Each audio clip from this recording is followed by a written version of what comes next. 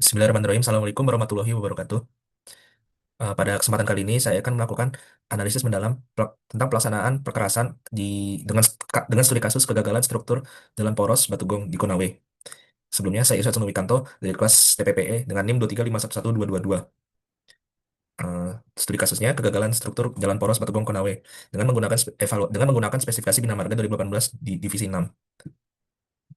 Untuk definisi teknisnya, CBC adalah lapisan perkerasan struktural yang terletak di bawah lapisan aus atau wearing course dengan standar tebal padat 6 cm, ukuran agregat maksimum 25,4 mm. Tujuannya yaitu berfungsi mengurangi tegangan akibat beban lalu lintas sebelum diteruskan ke pondasi. Memiliki kadar aspal optimum yang krusial untuk fleksibilitas. Standar teknis dan prosedur idealnya, yakni pada tahapan AMP, eh, suhu harus di 155 derajat Celcius dengan alat utama aspal bisi pen. Pada tahapan dengan tahapan pengangkutan, parameter standarnya penurutan maksimum 10 derajat Celcius dengan wajib diterpal. Alat utamanya adalah dump truck.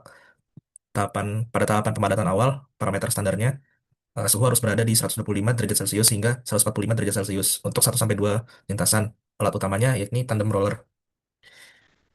Untuk tahapan pemadatan antara, suhu harus berada di 100 derajat Celcius hingga 125 derajat Celcius untuk 10 sampai 18 lintasan. Alat utamanya yakni pneumatic tire roller.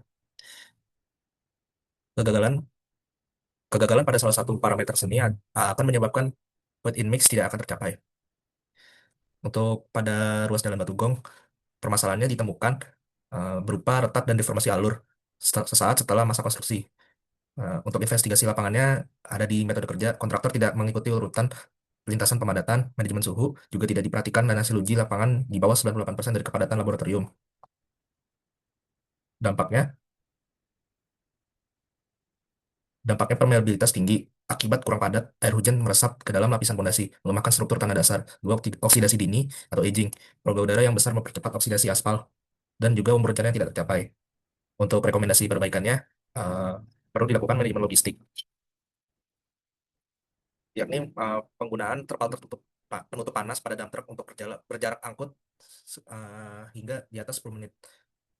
Dan kemudian trial mix dan trial compaction. Dilakukan percobaan pemadatan sebelum pekerjaan utama dimulai untuk menentukan jumlah passing yang pas, biasanya 16 hingga 18 kali.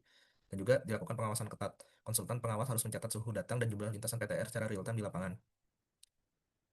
Oke, mungkin itu saja untuk evaluasi pelaksanaan pekerjaan ACBC di Konawe. Kurang lebihnya mohon maaf. Wabillahi taufiq walhidayah. Wassalamualaikum warahmatullahi wabarakatuh.